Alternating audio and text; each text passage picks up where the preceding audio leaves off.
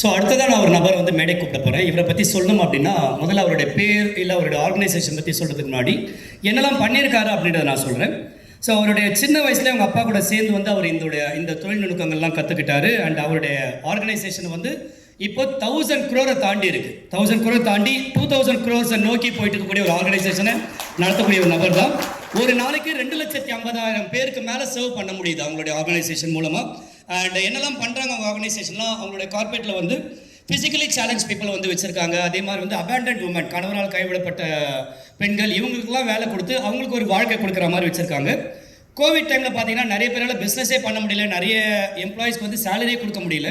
But இவங்களுடைய எம்ப்ளாயிஸ்க்கு salary கொடுத்தது மட்டும் இல்லாமல் இன்னும் வேறு என்னெல்லாம் பண்ணாங்க அப்படின்னு பார்த்தீங்கன்னா 100 beds with oxygen cylinder worth 1.5 crore to government hospitals, இந்த அளவுக்கு வந்து ஸ்பான்சர் பண்ணியிருக்காங்க. அது மட்டும் இல்லாமல் தமிழ்நாடு சீஃப் மினிஸ்டர் ஃபண்டுக்கு ஒரு 50 லட்சமும், காவேரி ஹாஸ்பிட்டலுக்கு ஒரு 7 லட்சமும், எதுக்காகன்னு பார்த்தீங்கன்னா ஃப்ரீ வேக்சினேஷன் கொடுங்க மக்களுக்கு அப்படின்னு சொல்லிட்டு கோவிட் டைமில் கொடுத்த ஒரு ஆர்கனைசேஷன்.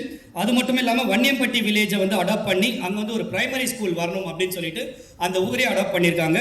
இது மட்டும் இல்லாமல் சோஷியல் சர்வீஸில் வந்து ஒரு 1 லட்சம் மரத்துக்கு மேலே நடத்துக்கு உதவி பண்ணி, நம்ம ஊர் மட்டும் இல்லாமல் கர்நாடகாவுக்கும் ஒரு 5 லட்சத்துக்கிட்ட நிதி வழங்கி, டெய்லி ஃப்ரீ ஃபுட் தமிழ்நாட்டில் ஒரு 3 இடத்துல, சென்னையில் வந்து தினமும் வந்து நிறைய பேருக்கு வந்து இலவச உணவு வழங்கணும்னு சொல்லிட்டு இத்தனை விஷயங்கள் வந்து பண்ணிட்டு இருக்கக்கூடிய ஒரு ஆர்கனைசேஷன்.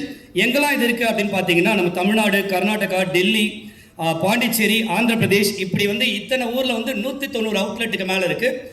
இதோட நிறுத்தினாங்களான்னு கிடையாது. ஏன்னா இவருடைய விஷன் நம்ம வந்து குளோபல் லெவலில் போகணும் அப்படின்னு சொல்லிட்டு ஆசைப்பட்ட ஒரு நபர்.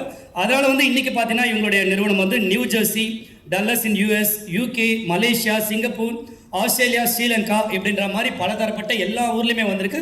இன்னும் நிறைய ஊருக்கு எக்ஸ்பேண்ட் ஆகும். கிட்டத்தட்ட 15,000 பேருக்கு மேலே இவங்ககிட்ட வந்து ஒரு எம்ப்ளாயிஸ் இருக்கக்கூடிய ஒரு நிறுவனம். ஸோ அப்படிப்பட்ட இவ்வளவு பெருமைகளுக்கும் சொந்தக்காரரான திரு கே.டி. ஸ்ரீனிவாச ராஜா அவர்களை அன்புடன் மேடைக்கு அழைக்கிறோம். இந்த managing director of Adyar Ananda Bhavan group of restaurants and sweets, who is the son of very proud late Mr. K. Tirupati Raja. And இவர் மட்டும் கிடையாது, இவருடைய சகோதரர் திரு கே.டி. வெங்கடேச ராஜா அவருடன் சேர்ந்து தான் இந்த நிறுவனத்தை வந்து பெரிய லெவலில் எடுத்துகிட்டு போகிறாங்க. And is not only the managing director of Adyar Ananda Bhavan group, is also the honorary president of Chennai and Tamil Nadu hotel association.